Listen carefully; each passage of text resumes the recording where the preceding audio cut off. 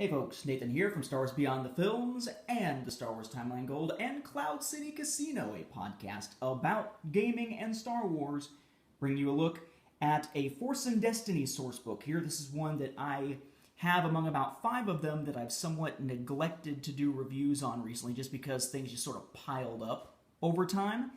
This is Nexus of Power for Force and Destiny, a sourcebook of worlds strong in the Force. So this is another location type sourcebook, but rather than being themed for a faction, it is themed for Force use. And I'm definitely using a new setup here, so we'll see if this works well enough. I don't like the angle so much, but it is going to be steadier. So the idea here is that you're looking for planets that are strong in the Force or where you could have Force-related adventures. So you have a huge section of individual planets with points of interest: Ilum, Naboo, Dagobah, and so on. And in these sections, Lothal is included. In these sections, it tends to focus in on the planet as a whole rather than specific sites, though the sites wind up getting mentioned. You then get to Chapter 2, Powerful Vergences. That's where it starts looking at specific sites. So we have things like the Coruscant Jedi Temple with the background we know now from canon of the whole, Sith shrine underneath it thing. The Dagobah Tree Cave. The Akablas ruins on Ora Terra. The Lothal Jedi Temple is in here. And this is specific to, what might you find there? What type of Force-related tests might your characters go through? And how would that work from a game perspective? It does blend a lot of legends with canon, just like all the other source books tend to right now, where they're drawing from both.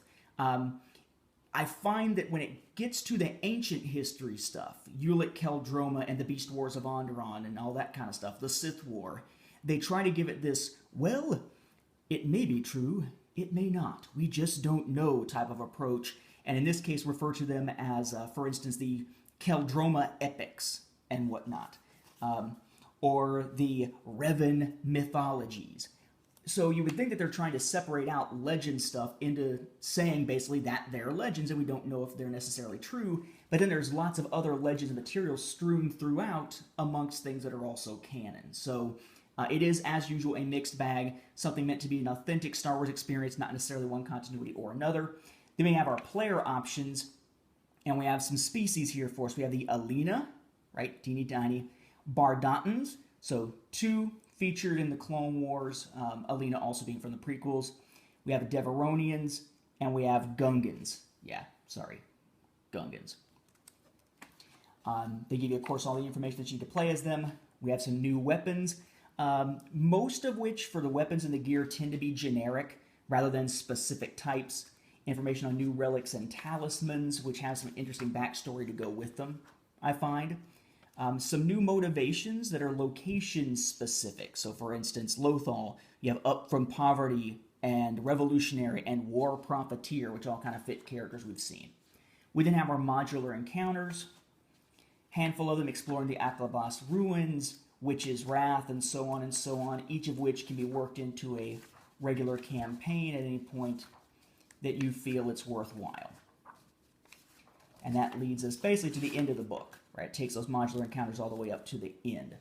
So, as it promotes here, detailed profiles on the planets, powerful vergences, 4 new species, new weapons and gear, 8 modular encounters.